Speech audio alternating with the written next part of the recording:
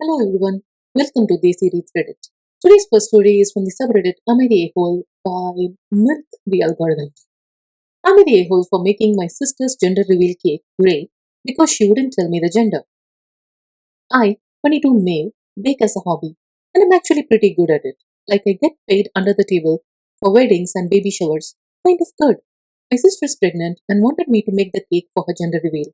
Cool, no problem. I asked her to send me the info so I could prep the inside. Classic pink or blue filling. She says, Oh no, I want to be surprised too. Just make it neutral for the reveal and we'll all find out together. I was like, Huh? So you want a gender reveal cake with no gender reveal? She says she will have some she says she'll have someone email the info to me later. That someone never did. Deadline comes and I still have no gender. So I make the cake. It's grey inside, grey outside. Ooh, just full on cement vibes. I even added little fondant clouds for effect. It still tasted great, but visually, grim as hell. The reveal day comes, they cut into it, and my sister looks pissed. Her husband is confused. People start murmuring. Then she pulls me aside like, Why would you make it grey? That is so passive aggressive. Calmly reminded her that no one told me the gender.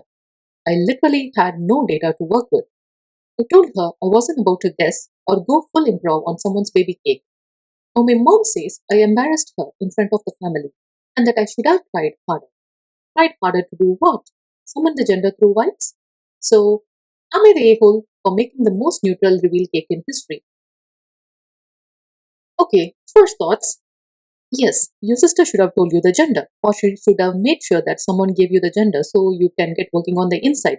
That said, did you really have to make the outside so grim and having cement vibes like you yourself said? Could you not have worked with her on what the outside should have looked like? Put in some baby related stuff on the outside? And why didn't you push harder to get the color? Maybe your sister is having pregnancy brain, so it might have skipped her mind, or she might have thought that whoever that someone is did actually talk to you because how would you be making the cake without actually knowing the gender?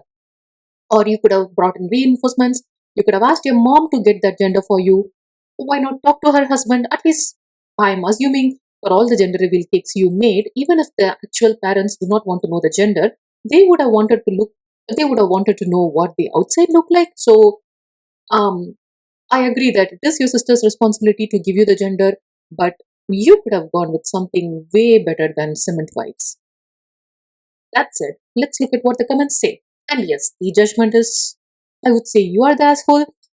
Let's look at the top comment. It is from Independent Cat 691. I'm confused.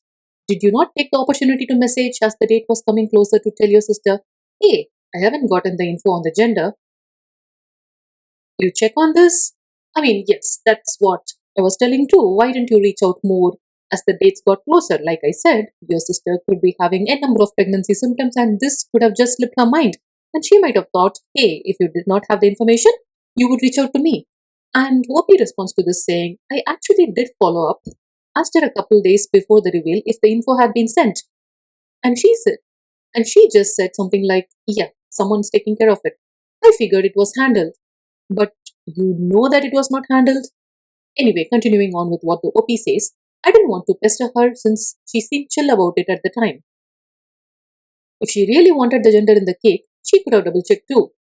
I was relying on the system she set up and it just didn't come through. I mean, I agree that she could have I agree that she could have double checked. She could have enlisted the mother to make sure that the cake was coming along well as well. But I would give the doubt of pregnancy to her. And since you are the one who is giving the product, you have to make sure that you have all the info for the product, or at least make it to the best of your abilities and not make it a cement clump. The next comment by OKCopy8869 makes an excellent point. Why couldn't you have made it yellow and baby themed or something? Yes, exactly. It seems pretty vindictive to make the cake a grim cement whites for an important event where you would be serving many more people besides your airheaded sister. I understand I understand you are frustrated, but damn, that's all anyone is going to remember from that event now, which was kind of yes the a-hole. I agree with that comment. Yes, OP, you are the a-hole. You could have done a little more to make the cake festive and maybe tried a little harder to get the gender from your sister. but I'm willing to give you the benefit of youth, and I hope you grow out of this sort of pettiness. The next story is from the subreddit Am I the A-hole by Throwaway02 May. Am I the a-hole for telling my brother his special needs kid is just kind of a brat? Ooh, we are coming in strong with the judgment here. Throw away because some people I know are on Reddit. Okay, so this blew up over the weekend and now I'm stuck replaying everything in my head, wondering if I crossed a line. My brother, 33 male, and his wife, 32 female, have a 7-year-old son, Ben. For the past couple of years, they have been saying he is neurodivergent with sensory issues. Neurodivergent and sensory issues, marked in quotes. No official diagnosis though, just a lot of we are still figuring things out and vague stuff from Google. I'm not saying they are making it up, but it's all a bit murky. Ben is intense. Like if food touches on his plate, he loses it. He'll interrupt constantly, scream if something doesn't go his way, throw stuff. The whole house stops when he has one of his meltdowns. They say it's him expressing his big feelings, again in quotes, and they usually just try to soothe him. No real consequences, ever. Now, I'm not a parent. I get that. But I'm 35.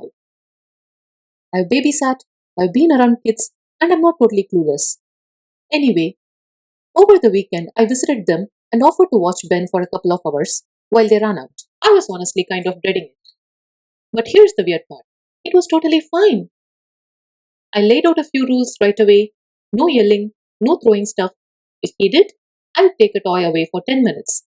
He tested me once, I followed through, and then he just chilled. We played with Legos. He was actually really sweet.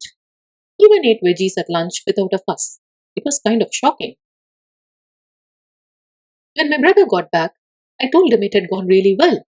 And then, and maybe I should have shut up, I said, honestly, I think he just needs firmer boundaries. Everything changed. My brother's face went red. His wife looked like I had said something unforgivable. I got hit with, you don't know what we go through. You're not a parent. You think we are faking this? They said I was cold, judgmental, and that I probably traumatized Ben with my discipline. Again, discipline is in quotes. Now I'm back home wondering if I totally screwed up. I don't think I was cruel. I was calm and consistent. But maybe I overstepped. Maybe there's more going on than I can see in a few hours. Or maybe they've just given up on setting limits. And it's easier to say it's a diagnosis than to admit they are overwhelmed. I love my nephew. I really do. But I also think kids need some kind of structure. And I don't know how to say that without sounding like an a-hole. So, am I the a-hole? Okay, first thoughts. I'm kind of confused. You say that you offered to babysit Ben and you were honestly dreading it. So, why would you offer if you are not looking forward to it? I'm not sure because it doesn't look like you went into it with open mind. That said, yes, Ben might have had a good day with you, and we all usually know that kids reserve their worst behavior for the parents or the parent they feel more comfortable with. So he might have just had a good day when he was with you, and that may not be the case 24 bar 7, or like you said, he might just need firmer boundaries. So it could be either of those things. That said, it was not your place to make that comment.